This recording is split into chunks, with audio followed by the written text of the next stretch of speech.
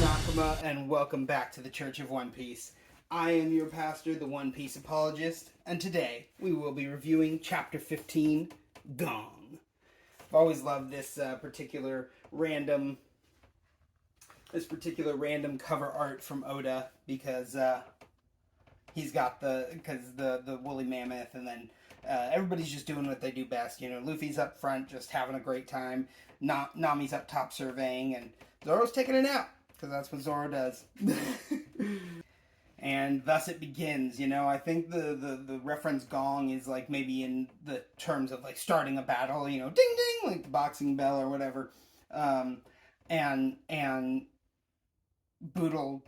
Boodle gets there, and he's just like, he's the first one there. Luffy, Zoro, and Nami aren't there yet, and Boodle's just like, "Get out here, you young punk!" Like, you know, I founded this town when you were still in diapers, you know, and just totally calls Buggy out with full resolve, ready to lay his life on the line.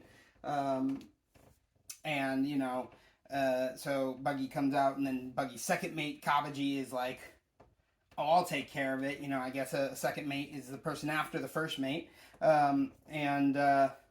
So Kabaji, you know, he can unicycle, he swallows swords, he's got tops. I mean, what can't this guy do? Like, juggle? I bet he can juggle too.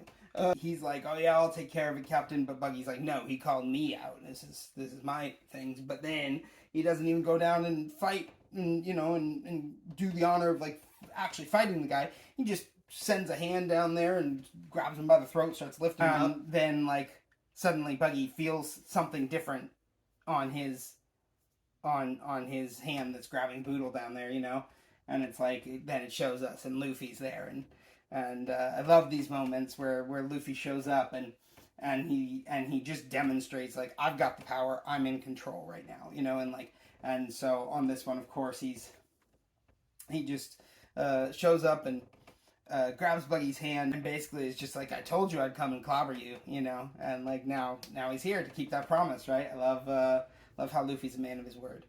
But yeah, I mean, Boodle put up his best fight, but he just does. He only has the resolve part of it. He doesn't have the power, and I think Luffy does know. You know, you do have to have that power aspect as well, and you can't necessarily get all the way there with just the resolve. But you know, Buggy doesn't even understand that kind of resolve. Doesn't understand that treasure can be more than gold and jewels that sparkle, right? But you saw in the last chapter even his crew, Moji, right? He didn't understand Shushu's treasure being the store. Buggy doesn't understand Boodle's treasure being the town, right? So clearly something lacking in their pirate knowledge, if you will, at least from ours and Luffy's perspective. But, you know, so Luffy's there to save the day, but Mayor tries to step up and be like, "No, it's not your fight, you young whippersnappers. This is my town. I gotta protect my own treasure," you know. But, like I said, you know, resolve's not always enough, so Luffy realizes that there's no way he's going to be able to get in the way of that kind of resolve. You know, Boodle will continue to try and fight, so Luffy just does what he thinks is best and just knocks him out, right? Yeah, I think it's pretty funny then that Zoro is basically just like, "Great idea, why didn't I think of that?" Like, you know, he's just totally fully in support of it, thinks it was a great plan to knock out the old man. Whereas Nami is a little bit like, "You didn't have to knock him out, he's an old man," you know, but like, I think maybe Luffy did have to knock him out, you know. But of course, Luffy comes up and he calls Buggy out. He knows exactly what is gonna make Buggy just go wild, you know, and he was like, yeah, I need him to fire one of those cannonballs at me, you know, and I truly think Luffy had this whole thing like planned out, and he's like, "Big nose," and then that makes Buggy go, you know, "You get death, fire the Buggy ball," you know, and they fire, and then Gum Gum Balloon, and he just bounces back the ball, the Buggy ball, and blows up the whole thing. It's so good. It's such great battle tactics, and you know, only works for someone who's rubber, of course. So it's fantastic. But that being said, that is just the very tip of the iceberg on the battle between Luffy's and Buggy's crews.